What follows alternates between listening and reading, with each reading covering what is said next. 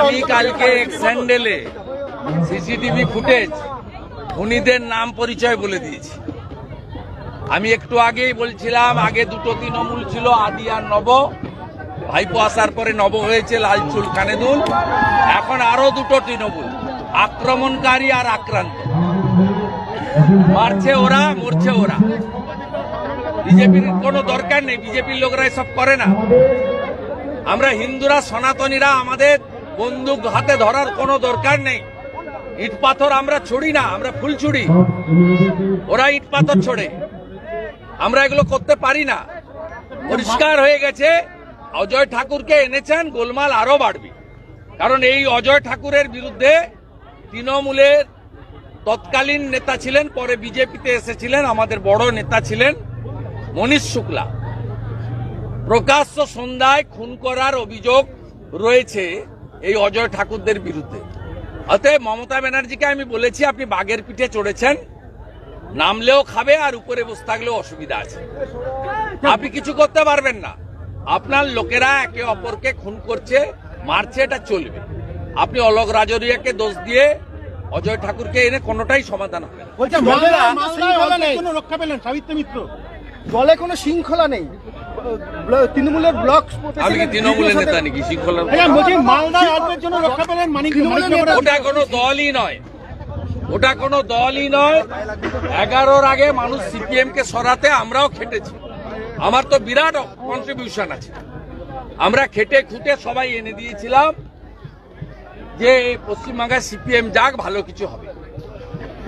CPM কে সরিয়ে বিকল্প শক্তি হিসেবে উনি এসেছিলেন, উনার ক্রেডিটে উনি আসেননি।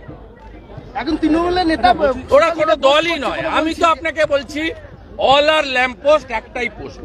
ওটা একটা কোম্পানি, বিভিন্ন স্তরের কর্মচারী রয়েছে, আংশিক সময়ের কর্মচারী, অস্থায়ী কর্মচারী, চুক্তিভিত্তিক কর্মচারী, চতুর্থ শ্রেণীর কর্মচারী, তৃতীয় শ্রেণীর কর্মচারী, দ্বিতীয় শ্রেণীর কর্মচারী এবং ম্যানেজমেন্টের কর্মচারী।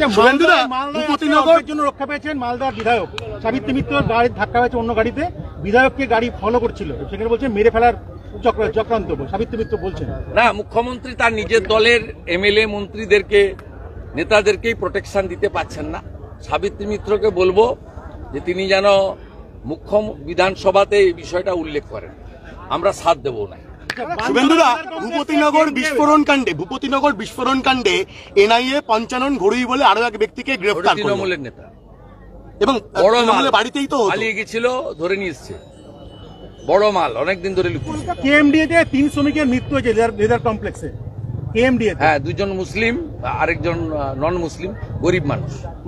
এদের কাজই হচ্ছে গরিবদেরকে মারা। পুলিশ পাহারায় কলকাতায় যারা উত্তরপ্রদেশের দিকে আঙ্গুল তুলেন, তারা এবারে লেদার কমপ্লেক্সের দিকে আগে তাকান। কিছুদিন আগে গার্ডেন রিচেও একই জিনিস করে 11 জন লেবারের উপর ঘর চাপা দিয়েছে। মদন মিত্র বলছেন 10 মন্ত্রী হতে গেলে 10 কোটি টাকা 20 কোটি টাকা দিতে হবে। কে? মদন মিত্র। আমি এই ধরনের বহু গুণে গুণান্বিত যে সমস্ত মুখপাত্র, তাদের সম্পর্কে বলি না। তবে উনি যে কথাটা কালকে বলেছেন একদম সত্যি কথা। গ্রাম পঞ্চায়েতের প্রধান হতে গেলেও টাকা দিতে হয়, টাকাটা নেয় ভাইপোর পিএ সুমিত।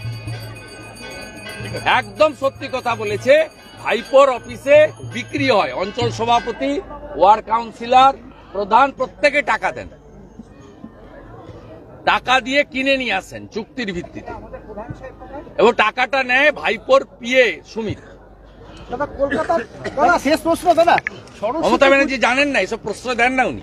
পুলিশ পাহারায় কলকাতা সরস্বতী পুজো হচ্ছে, প্রশ্ন এটাও বাংলাদেশ বানিয়ে দিয়েছে, এটাও বাংলাদেশ বানিয়ে দিয়েছে।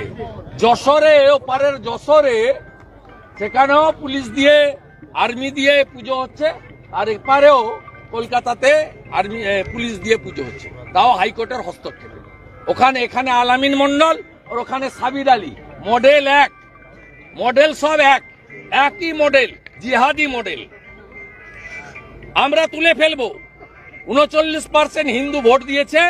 আমি আর পশ্চিমবাংলার আর 5-6% হিন্দুকে বলবো যে দয়া করুন, বাড়ি থেকে বেরিয়ে এসে ভোটটা করুন।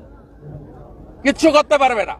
হিন্দু সরকার হবে, জিহাদি মুক্ত বাংলা করব, উল্টো দিকে ঝুলাবো, সোজা করার কাজ করব।